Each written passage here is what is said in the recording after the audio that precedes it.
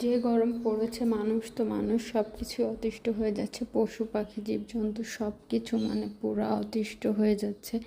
জীবন বাঁচাই দায় হয়ে যাচ্ছে। সেখানে আমরা মানুষরা তো আমাদের নিজেদের কষ্টগুলো বলতে পারি, শেয়ার করতে পারি বা লাঘব করার চেষ্টা করতে পারি, কিন্তু সবচেয়ে বিপাকে পড়েছে পশু পাখি জীবজন্তু। তারা আসলে নিজেদের কষ্টগুলো আসলে বলতে পারে না, কিছু করতে পারে না। তাই মানুষদেরই উচিত তাদের জন্য চিন্তা করা বা কিছু করার।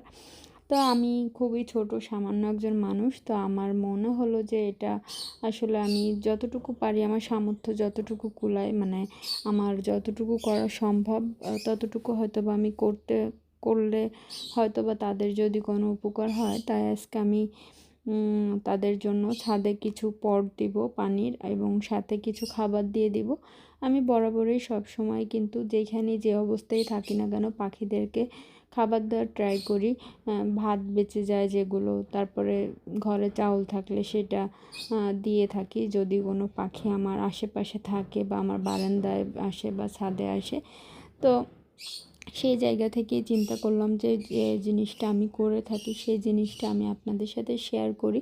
আপনারাও তাতে যদি একটু উৎফুল্ল হয়ে বা অনুপ্রাণিত হয়ে কিছু করেন, তাহলে অন্য যেসব পশু পাখি জীবজন্তু আপনার আশেপাশে আছে তাদেরও অনেক বেশি সুযোগ সুবিধা হবে। তারা খুব সহজেই তাদের আহারটা গ্রহণ করতে পারবে বা হাতের কাছে, হাতের নাগালে তাদের খাবারগুলো পেতে পারে। তো সেই চিন্তা করেই আমি আজকে এই ভিডিওটি করেছি।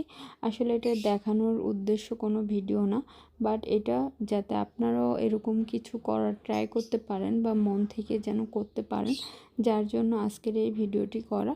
তো আমার ভিডিওটি দেখে যদি সবার ভালো লেগে থাকে তাহলে প্রত্যেকে নিজের জায়গা থেকে চেষ্টা করবেন যে আপনারা আপনাদের ঘরের কোনো জিনিস দিয়ে না, জাস্ট আপনাদের যে বোতলগুলো থাকে, খালি যে প্লাস্টিকের বোতলগুলো আমরা কোক টোক খেয়ে অনেক সময় ফেলে রাখি, সেই বোতলগুলোকে কেটে আমরা একটা পানির পট তৈরি করতে পারি বা একটা খাবারের পট তৈরি করতে পারি। সেগুলো দিয়েই কিন্তু পশু পাখির জন্য আমরা কিছু খাবার কিন্তু ছাদে বা আপনার বেলকুনিতে রেখে দিতে পারি। সেখান থেকে এসে তারা তাদের প্রয়োজন মতো খেয়ে নিতে পারে। কিন্তু এটা করতে যে আমাকে অনেক ঝামেলা পোহাতে হয়েছিল। আমি আসলে বুঝতেছিলাম না এটা কিভাবে আর কি বাঁধবো।